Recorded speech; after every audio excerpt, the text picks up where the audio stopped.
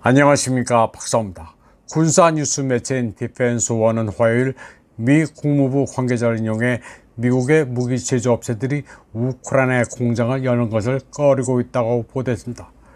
우크라이나 정부는 서방 후원자들의 장기적 군사 지원에 대한 대안으로 외국 기업이 자국 내에서 무기를 생산할 것이라고 선전해 왔습니다. 대표적으로 독일의 라인메탈은 지금까지 우크라이나 영토 안에서 군수품뿐만 아니라 장갑차와 전차도 만들겠다고 약속했습니다. 그러나 다른 대형 기업, 특히 미국 기업은 그러한 약속을 하는데 신중했습니다. 노스롭 그루마는 지난달 우크라이나에서 중구경 탄약을 생산하기로 합의했다고 발표했습니다. 그러나 이 회사는 장비와 교육은 제공하지만 직원을 현장에 배치하는 것은 거부했습니다. 이와 관련해 한 미 국무부 관리는 러시아에 의해 파괴될 수 있고 미래 수요가 지속되지 않을 수 있는 제조시설에 투자하는 것은 잘 살펴봐야 한다고 말했습니다.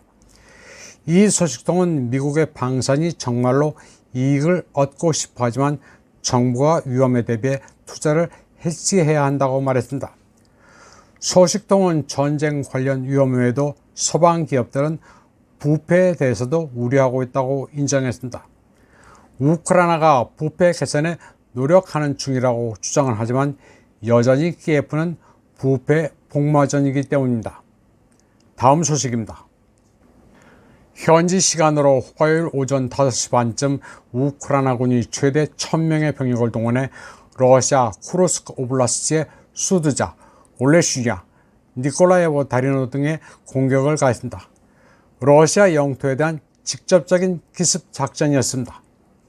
우크라이나군은 제22 기계화 여단 병력 가운데 300명의 병력과 11대 전차, 20대의 다른 장갑차의 지원을 받아 포병과 무인기 공격을 가했습니다. 이에 대응해 러시아군은 작전 전술 항공기가 수미 지역의 바소프카, 주랍카, 호텐, 유나코프카, 벨로보디, 크라포프시나 지역에 있는 키예프군의 병력 장비 밀집 지역에 공습을 가했다고 밝혔습니다. 우크라이나군은 수드자에서 멀지 않은 국경마을 젤레니슬야흐에서 끔찍한 전쟁 범죄를 저질렀습니다. 우크라이나군 제22 여단 소속 스트라이커 장갑차의 사격으로 민간 차량이 맞아 길가로 밀려난 뒤 폭발했습니다. 삼림지대에 숨어있던 장갑차가 사격을 한 건데 차에 타고 있던 승객이 모두 사망했습니다. 이 장면이 러시아군 무인기에 포착됐습니다. 우크라이나군은 또 차를 타고 위험 지역을 탈출하려던 이들에게 총격을 가했습니다. 24세 니나라는 임신부가 숨지고 남편과 아이는 가까스로 도주하는 데 성공했습니다. 우크라이나군은 남편과 아이가 보는 앞에서 여성에게 총격을 가했습니다. 또 수두자에서 멀지 않은 고른날에서는 유네스코 유산인 성 니콜라스 수도원이 키예프군의 포격을 받아 파손됐습니다. 유네스코 러시아 미션은 키예프 지도부의 범죄를 규탄한다고 소셜미디어를 통해 호소했습니다. 한국의 밀리터리 사이버 레카들은 이런 내용에 침묵하면서 키예프군의 파죽 추세에 러시아가 패닉에 빠졌다고 주장합니다. 키예프군의 쿠르스크 급습과 관련해 발레리 게라시모프 러시아군 참모총장은 일단 키예프군의 침공 시도를 중단시켰다고 보고했습니다. 그는 국경수비대가 공중, 포병 지원을 받아 키예프군을 격퇴했다고 밝혔습니다.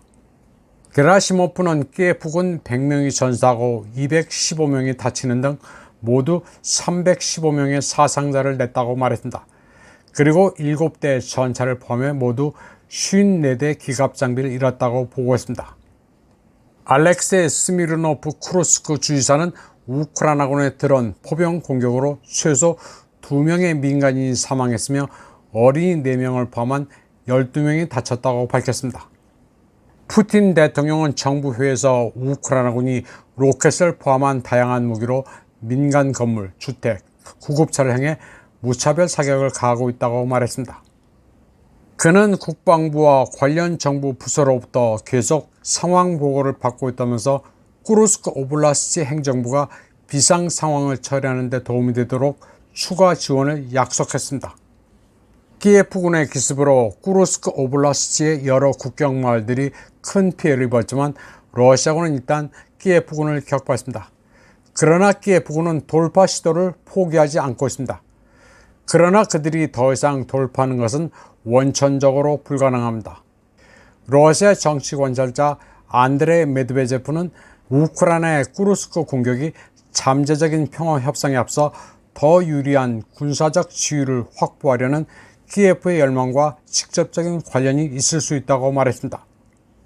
한편 뉴욕타임즈는 블랙버드 그룹의 분석가 페이시 파로인을 인용해 러시아 쿠르스크 지역을 공격하려는 우크라이나 군대 시도가 전혀 무의미하다고 말했습니다. 이는 운영적 측면과 전략적 측면 모두에서 적용되며 이번 공격은 인력과 자원의 엄청난 낭비처럼 보인다고 했습니다. 그는 다른 곳에서 시급히 필요한 인력과 자원을 총체적으로 낭비하는 것처럼 보인다고 분석했습니다. 외교정책연구소의 롭 리 연구원도 소셜 네트워크에 글을 올렸습니다. 그리고 이번 공격 목표가 러시아 군대를 전선의 다른 지역으로부터 멀어지게 하는 것이라면 성공할 가능성이 거의 없을 것이라고 말했습니다. 그는 러시아가 더 큰 군사, 재래식 능력, 더 나은 지휘 통제 능력을 갖고 있다고 말했습니다. 또 러시아는 우크라이나가 동원할 수 없는 징집병을 사용할 수가 있다고 했습니다. 그러면서 이번 작전으로 러시아로 하여금 우크라이나에서 군대를 철수하도록 강요할 가능성은 낮다고 말했습니다. 그리고 러시아는 우크라이나 공격을 격퇴할 수 있는 충분한 예비군을 보유하고 있다고 말했습니다. 이번 방송은 여기까지 하겠습니다. 시청해주신 여러분 감사합니다.